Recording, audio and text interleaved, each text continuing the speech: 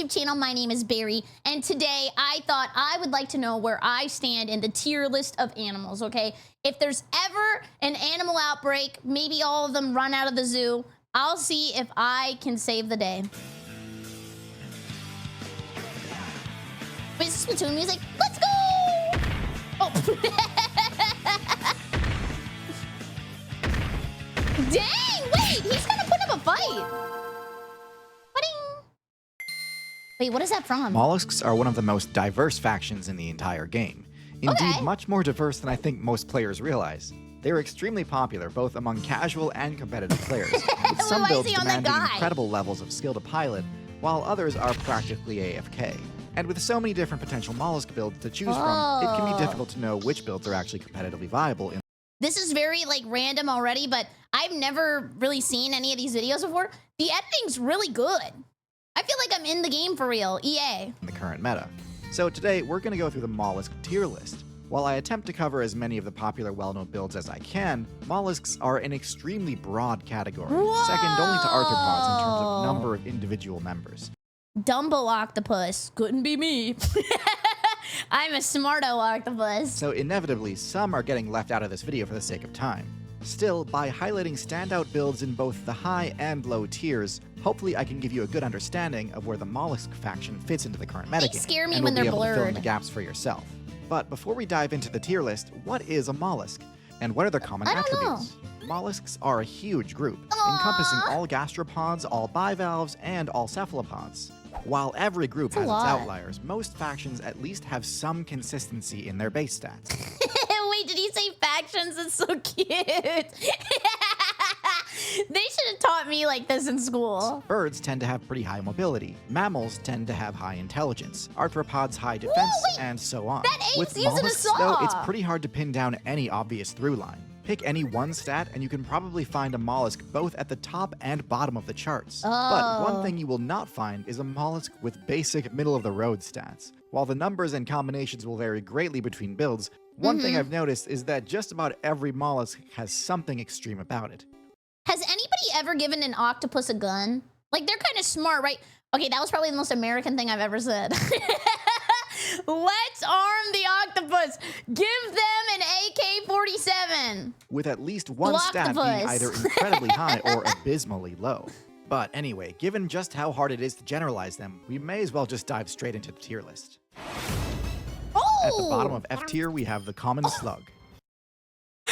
He just got announced and it's his insta-death. Like, he wasn't even allowed to live for 5 seconds. Now, while this build may look like it has all armor. the downsides of the snail without any of the benefits of the snail's protective shell, yeah, Blast it's pretty much cannon. exactly what it looks like. The garden slug genuinely has some of the worst stats in the entire game, Yeah. with even its best stat being fairly mid. Its only defensive ability is its slime. Oh! Wait, why did he pull up into an area surrounded by ants? Or is he just so slow? Oh my god, this is a horrible existence. Which does help ward off attacks from insects. It's a double-edged sword though, as their slime also leaves a trail, making slugs one of the easiest builds in the game to track down. Now, I will admit, there are some advantages to not having a shell, the main one being that slugs can slip through much smaller cracks, and hide underground much more easily. However, I feel like there is a severe lack of slug women in anime. Actually, I take that back. Maybe that power should not be harnessed for evil. since they need to come out to feed anyway, this doesn't really help them avoid predation all that well. So with all these negatives and pretty much nothing else going for them, the snail without a shell is going in F tier. Next in F tier, we have the common clam. But he a has build that armor. exemplifies the extreme stat lines I was talking about to a T. With no eyes, terrible movement abilities, and no attacking moves. Wait, so they can't see? Do they have feelings? Do clams just sit there all day and do nothing? Or do they not even know they're doing nothing? I don't know. Do they have hopes and dreams? Maybe they want to own a house one day? And no brain. The clam has to rely on only 2 stats, both of which are quite high. The No first is their brain. stealth, on account of the clam's surprisingly decent burrowing ability. By He looks wedging themselves goofy. into the seabed, they can stay out of sight from most potential Wait, threats. that's pretty smart. But if an enemy manages to find them in spite of this, the clam has some of the heaviest armor of any mollusk, Yeah. being able to deflect some pretty substantial damage. But with no ability to counterattack or escape, eventually a persistent attacker will deal enough damage to spell game over. Well, okay, technically clams Oh! Now I'm gonna ask another question. Are there any clam girls? can move, but I mean, come on. In the current meta, this just isn't enough. What's worse is that even though clams can burrow down to hide, in order to survive, they need to filter feed, and to do that, they must poke their most vulnerable weak point above the surface of the Oh, seabed, no! giving away their hiding spot and opening themselves up to a devastating critical hit. At the top of F tier, we have the common snail. I like the garden snail. snail has most of the same weaknesses as the previous two entries on the tier list, but slightly less severe. Snails are every bit as slow and non-threatening as slugs, Oh, but they they're do at least have a friends. shell to help block attacks. They can even use their shell to shield bash attackers in a pinch. Guys, I think this is from one of those crazy YouTube channels. Basically what they do is they make like a gladiator pit and put two animals in them and then they fight. I've never seen it, but I know about it, okay? You gotta know a guy to know a guy to know a guy to get the link. Though this doesn't do much damage. However, similar to the clam, because of how slow their movement speed is and how weak their counterattacks are, eventually an aggressive player will be able to punch through their defenses. So they're not the worst of the worst, but compared to some of the unique and powerful abilities we'll see higher up the tier list, the basic snail build just isn't gonna cut it. At the bottom of D tier, we have the Scallop. The Scallop is essentially a more decked out version of the clam, though it has a lower base defense stat. Wait, isn't that SpongeBob's baby? Oh my god, he's living on his own and he's got pretty okay stats. They were good parents. Than the clam, its weaknesses are also much less pronounced. Instead of being completely immobile, They're kinda scallops, oddly cute. enough, have a jet propulsion ability, something usually only found in cephalopods and box jellies. Though it has a high cooldown, Oh, this wow. ability gives them an escape option if they're ever under direct attack, something pretty every other cool. build on this list so far desperately needs. Of course, being able to flee from battle wouldn't do them much good if they couldn't see attacks coming. But thankfully, scallops also spec into primitive eyes, enabling them to detect Oh. predators and reposition themselves accordingly. In theory, anyway. One of the issues with simple eyes is that even the most basic stealth techniques, such as, for example, moving very slowly, can get past their danger sense, resulting in scallops getting regularly bodied by starfish. So while Oh. they're definitely a bit more versatile than some mollusks, I can't give them too much credit. Honestly, the one thing I'm learning so far, because I wanted to watch an educational video today, is that living in the sea kind of sucks. You have danger from above, danger from below, danger from the left, danger from the right. You are constantly on alert. Next, in D tier, we're going to have the first of the cephalopods on our tier Aw, list, he's the cute. chambered nautilus. The nautilus is a slow-moving, armored scavenger build that sustains itself mostly on detritus and carrion that is sunk to the bottom of the sea. While being Oh. able to swim while rocking a tough shell is impressive, I like their this terrible one. swim speed shows just how power-crept this ancient build has gotten. Their perception stat is also pretty mid, especially for a cephalopod, which on average have some of the best vision of any marine build. So they're like if pilgrims had to survive today, right? Like they only know the way of life from 9,000 million years ago, and they don't know what Google is. The Nautilus used to be a much more popular build until seals and sea lions were added to the game, as their high agility and armor-piercing bite gave them a crushing matchup versus the Nautilus. So, while it is impressive that the Nautilus has made it through some of the roughest balanced patches in the game's history, the fact that they were driven to the depths by seals doesn't scream high tier to me. Oh, like Master Yi, he can still be good even though First, he's in really C tier, old. we have the Geographic Cone. This marine snail build rocks pretty much all the same strengths and weaknesses as your average snail, He has with a lot of one major holes. exception. This snail can one-shot just about anything. The Geographic Cone has a Wow. venomous harpoon which it uses to hunt fish, but it can also use it to defend itself in a pinch. Now, the Geographic Cone is still incredibly slow and really not all that stealthy, so actually landing a hit on a fish is a bit of a challenge. Aw. Still, this is one gastropod you really don't want to underestimate. The cone snail's harpoon pierces armor, so any starfish main who thinks that all mollusks are easy pickings is in for a rude awakening. Nice! Next- Okay, this one is so cute. Wait, he looks like you guys. Oh my god. I wonder where they're gonna rank you.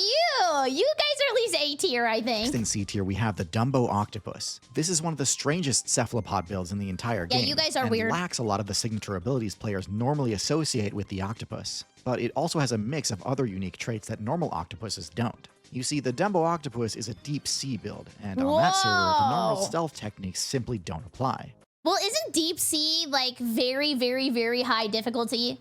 because there's some crazy monsters down there, like huge, like the river monsters, but in the sea. Also, really cool fun fact that I like to share with everybody because I like the app a lot. The River Monsters TV show was this guy where he went around and he caught all the biggest fish he could find in the river. The show got canceled because there were no more big fish left. He caught them all. He literally caught them all, which is insane. Color changing and ink clouds aren't going to do a player any good when most of the major threats aren't relying on vision anyway. So even though those abilities are what the octopus is best known for, unfortunately the Dumbo octopus has to find other ways to remain hidden from predators. It's And kind of scary unfortunately, like that. this means it needed to make even more trade-offs. Rather than using jet propulsion, which is a conspicuous and turbulent, but incredibly effective movement ability, Fast. the Dumbo octopus swims using large fins on the side of its mantle. This is Aw. significantly slower, but a great deal stealthier too. This makes it too slow to catch fish, but it's still able to thrive off of its winning matchup versus crustaceans. Its webbed Beautiful. tentacles are perfect for surrounding and capturing targets on the seafloor. So definitely an interesting build, but by having to sacrifice so much of what makes the octopus so overpowered, the Dumbo octopus is definitely one of the lower tier ones. And at the top of C tier, we also have the first squid on our he list, looks like the he's taking a Bobtail Squid. nap. This is another cephalopod which uses a fairly unorthodox ability to boost its stealth. As one of the smallest cephalopods in the game, the Bobtail Squid really cannot take any hits. Wait, he's like this big. Look at how small. So small and pathetic. The worst thing she can say is no. So, in order to avoid most of the ocean's major threats, the bobtail buries itself during the day and only comes out at night. So However, cute. even under cover of darkness, the bobtail squid would still be at risk of being attacked. Though it's somewhat counterintuitive, on a night where the moon and stars are unobscured, detecting another player in the water isn't as hard as you might think. Really? The shadows they cast in the water are highly visible and give Oh, someone patch that, man. Please patch the shadows so we can enjoy our lives without living in fear. away a player's location immediately, making it very easy for predators lurking below to strike. The bobtail squid deals with this by specking into an extremely rare and strange ability, bioluminescence. It may seem What? backwards to hide by glowing, but doing so obscures the squid by removing its shadow. Of course, this does make them Whoa. easier to detect from above, but Yeah, it's like, you can't see all of me. attacks at night from seabirds are much less common. The bobtail may have the lowest stats of any cephalopod, but its unique and creative way of hiding in plain sight keeps it out of the low tiers. He's cute. I can't give it too much credit though, because while its strategy for stealth at night is clever, honestly it's not that good at hiding during the daytime, having Aw. a seemingly worse ability to camouflage itself due to its bright coloration. I mean, that's not too bad. Just like stay home all day, play on your computer as like a little squid. Once you're done playing squid blocks, then you can go outside at night and enjoy your life. It's just like a cycle. Just stay home all day. At the bottom of B tier, we have the leaf. Wait, he's real? Look at him. He's my favorite so far. Look at his cute little eyes, and he has rosy little flushed emoji cheeks. Oh my god. Sheep, a sea slug with a truly unique ability called kleptoplasty. Leaf sheep is able to absorb the chloroplasts from the algae it consumes, This is a Pokemon. essentially stealing the algae's photosynthesis ability. This ability generates XP passively over time, allowing them to grow, heal, and regenerate their energy without eating. It's hard to overstate how game-breaking this ability would be if it weren't on a character with otherwise pathetic base stats. Don't For a say human, that. He'll this would evolve. basically be like if sitting in the sun provided you with the same benefits as eating well and working out. Unlike some of the sea slugs higher up on this list, the leaf sheep doesn't really have any defensive abilities. But Oh, if you whoa. want a character that is extremely forgiving in terms And of the cute. resource management side of things, the leaf sheep may actually be the best build in the game for anyone looking for that chill casual playstyle. I like him. I think he's my favorite On design. pretty much the exact opposite end of the spectrum, next in B tier we have the giant Whoa. squid. Has anyone actually seen a giant squid? To me, it just seems like lore. I don't know. Maybe there's pictures. I always just thought that they were very elusive and like very rare. Now obviously this thing's HP stat is extreme, with it being the largest mollusk in the game. But Look at his eye. Oh my god. He is putting a curse on me and my entire family. one thing I bet you weren't expecting was for it to also have the highest perception stat of any mollusk. I mentioned before that No, in the I saw dark his depths eye. of the ocean, the normal stealth mechanics don't apply. Well, the giant squid is the exception to this. Its eyes are so large, the largest in the game Whoa. in fact, that even with only a tiny fraction of a percent of sunlight making it to the depths, the giant squid can still see. He's scary. He's like Cthulhu. Oh my god, the eyes are so big. If you were to like lick it, it would probably not taste very good. I don't know where I was going with that. Let's just leave it at that. This is bad news for all the deep sea builds that assumed camouflage wasn't necessary and spec'd their character accordingly. This incredible eyesight is necessary for more than just hunting, though. Being gigantic unfortunately makes you extremely easy to detect via echolocation. Wait, so whales they have eat to remain other vigilant animals? constantly to avoid being ambushed by the abyssal server's true apex predator.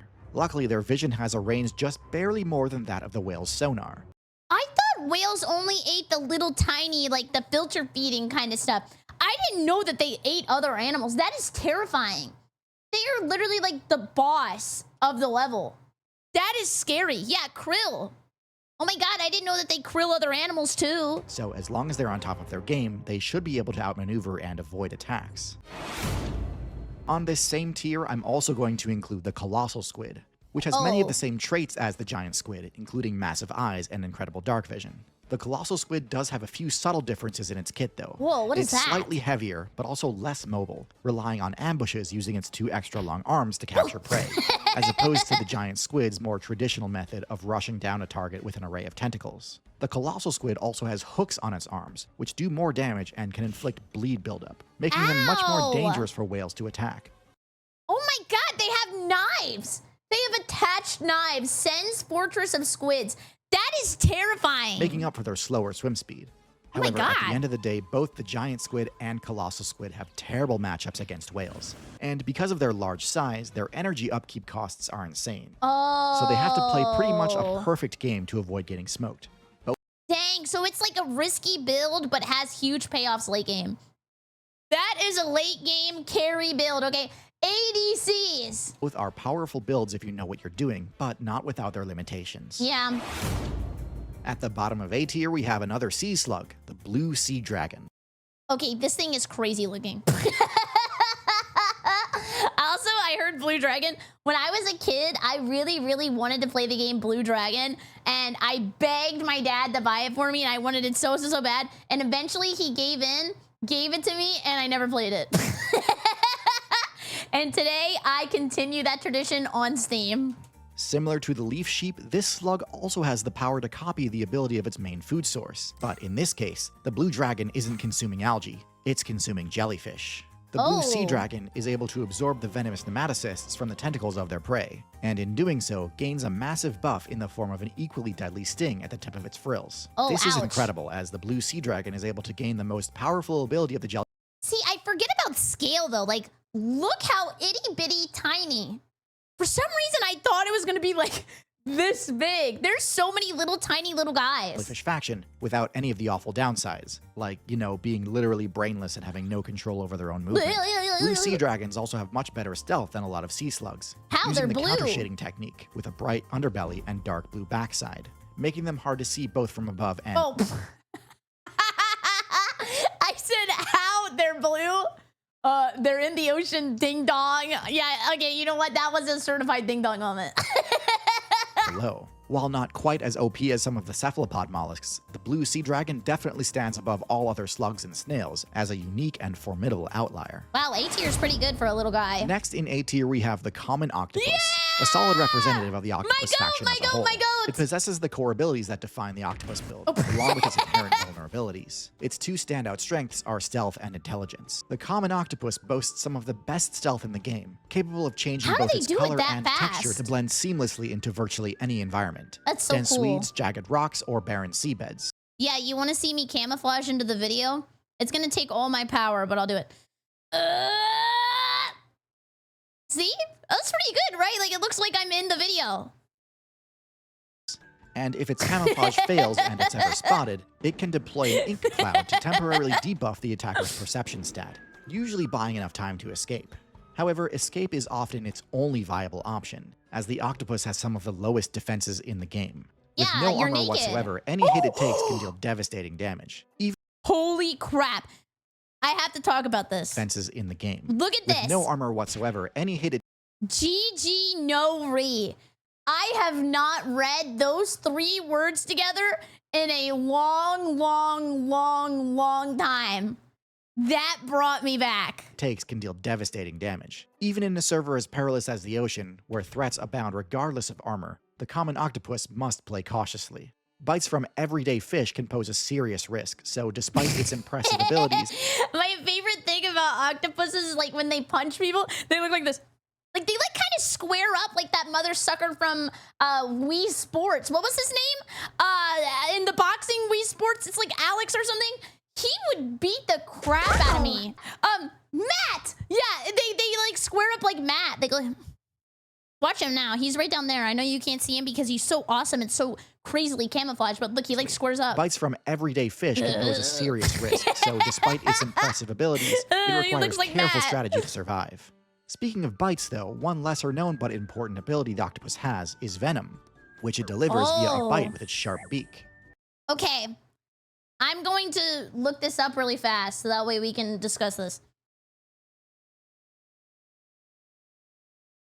I'm going to fix the record right now. Okay. Venomous and poisonous. There's like a difference, right? But I feel like a lot of people think they're the same, and I kind of did too.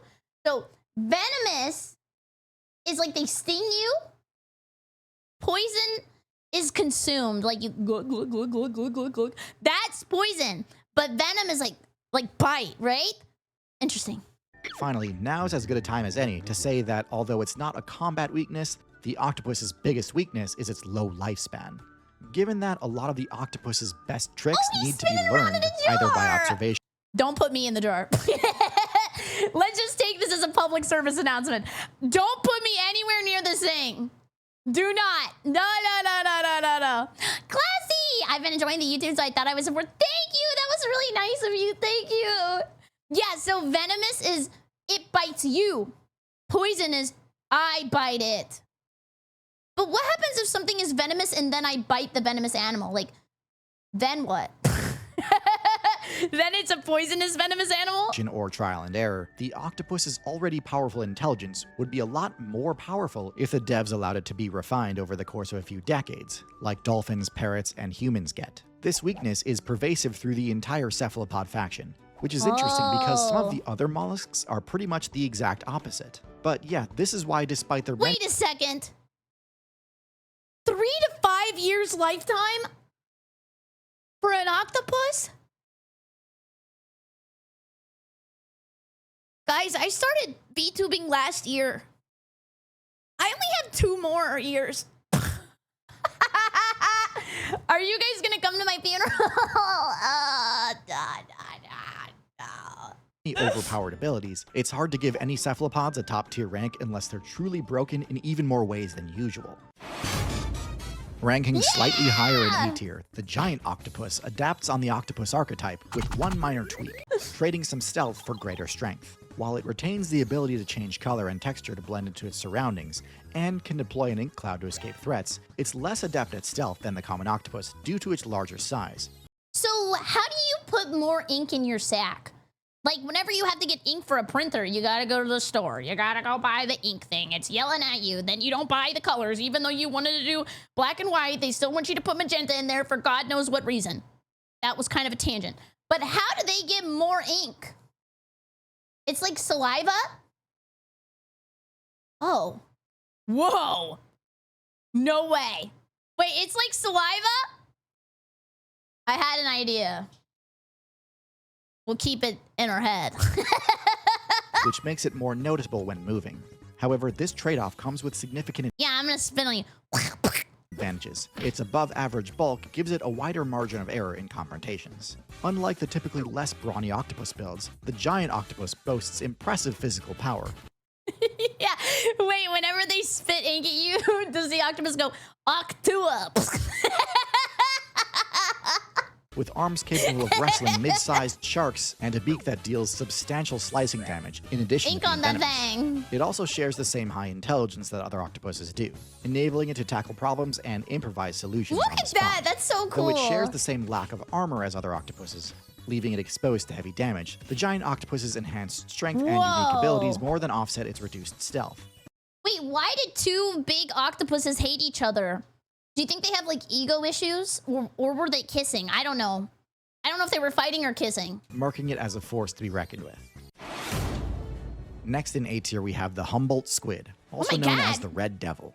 The Humboldt Squid is the wolf of the ocean. It doesn't have the best stats in any one category. It's not the fastest, it's not the largest, and it's not the deadliest. However, it is well above average in all of those categories. He's quick! And oh my god, wait! Did he think he got something and somebody else came and got him? Largest, and it's not the deadliest. However, it is well above I brought gum to class. Average in all of those categories. You got any for me? Can I get a piece? Categories. And that, plus some impressive hunting tactics, makes it one of the most fearsome mollusks in the game. During the day, Humboldt squid mains hang out in the deep sea out of sight. I hate squids. As it gets dark, the hunt begins, and the squid rise from the depths to... Squids are wannabe octopuses. Like, I hate you. And then everybody comes in here all the time. Do you taste like calamari? Hello, squid woman. No, you're racist. I'm an octopus, not a squid. Attack. They hunt in packs, coordinating with each other via pulsing red and white light. These feeding frenzies can tear through schools of fish in an instant, and then return back to the depth before builds like the dolphin can arrive to challenge them. Now, obviously, communicating with light pulses has the disadvantage of giving away your location. Cool. So faster characters will usually be able to avoid getting caught in the frenzy. But still, the fear factor alone of getting caught surrounded by large glowing red squid has to earn it a spot in A tier. Mimic and last octopus. in A tier we have... Whoa! This is really cool. Oh my god. Wait, if I ever did like a Halloween model, I'm gonna be dressing up like this. This is cool. The Mimic Octopus. The Mimic Octopus is a smaller mollusk with below average stats for its archetype. However, the Mimic Octopus uses its color changeability in a truly unique way to shapeshift into the form of other marine characters. In doing so, it can trick other players into misplaying in many different ways. The most obvious strategy is just to mimic a character with a powerful venomous ability, like a lionfish or sea snake. This will cause predators to leave you alone for fear of getting stung or bitten. But this technique can also be used on offense to trick a target into a false sense of security by mimicking something less dangerous like a starfish or flatfish. Wait, they're really good at that. Oh my god. They even like mimic all of the movements, and they didn't even have Edwin help build him. A false sense of security by that is so cool. Mimicking something less dangerous like a starfish or flatfish. Now, while this is all extremely impressive, it's worth noting that the Mimic Octopus's options are fairly limited. It's most effective at mimicking characters that already share its black and white stripe appearance. It's so when cool. it attempts to mimic something else, it's admittedly a lot less convincing. And if their disguise fails, scared. their below average base stats leave them in a pretty vulnerable position should it... I like how he's so committed to the bit that they just like keep doing it. Even after they're caught, they're just like, well, let's just get this over with. Enemy attack. A high skill, high reward technique, and one that deserves some pretty high recognition. Yeah. But one that's also easy to overestimate. It's clever, but not quite broken. Okay, we've finally reached the S tier. The bestest of the best. Who could be the best? I don't know. Is there like an octopus tiger? If you've watched up until this point and are enjoying the video, a shark? I'd really appreciate it if you took a second to subscribe to the channel. Cuttlefish? Thanks. I don't cuddle in the first At the bottom jet. of S tier, we have another small mollusk with blue accents. So cute and cool! The blue-ringed octopus. This is one of the smallest octopus builds in the game, but you wouldn't know it if all you saw was its power stat. The blue-ringed octopus has the deadliest venom of any mollusk, even deadlier than the geographic cone. Wow. Its venom is the same neurotoxin found in pufferfish, which can one-shot almost anything within only a few minutes. Can you eat these then? Because I know that there's fugu, which is like pufferfish, but the people who prepare it have to be like really good at it and take the stuff out, and you're still kind of risking it, but you know, whatever. I don't know if you could eat these though. Is there somebody skilled enough to turn them into a meal, or would it just be dubious food? Oh no? You can eat it, but only once. I mean, yeah, technically everything is edible. Yes, you can eat it one time. Because of the blue-ringed octopus's insanely high damage, this build opts for the aposomatism technique, where rather than attempting to hide from predators using camouflage, when threatened, it instead boldly asserts its presence with vibrant neon blue markings all along its body. Cool. In doing so, it is essentially flexing on other predator players, saying it has no reason to fear them and daring them to make a move. This strat is common among players with powerful toxic abilities, and most players quickly learn that bright colors mean danger. Yeah. Now, one of the usual drawbacks of this ability is that it dramatically cuts the player's own stealth stat. Very weird question here, but can animals be colorblind? Like, can they just see them as just gray frog and go, oh, I love gray frog.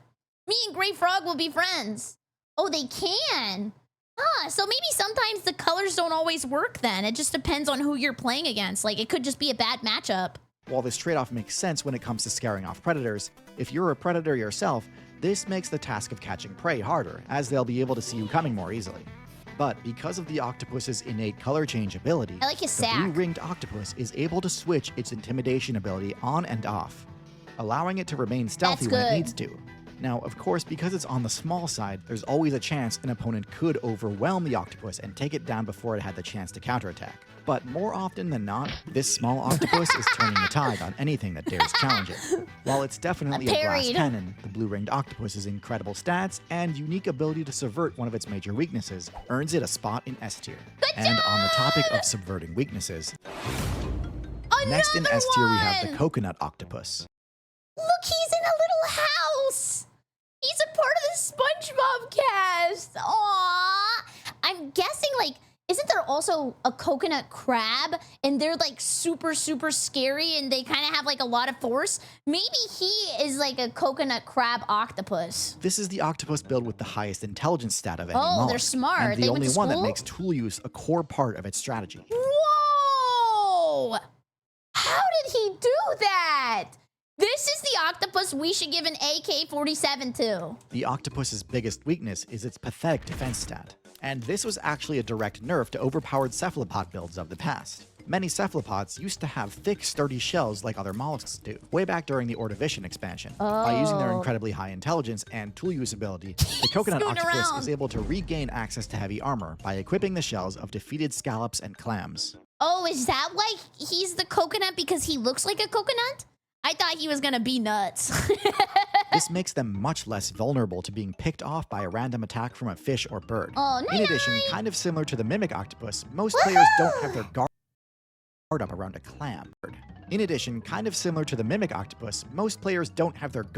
clam. So the shells also provide excellent cover to ambush opponents from. Whoa!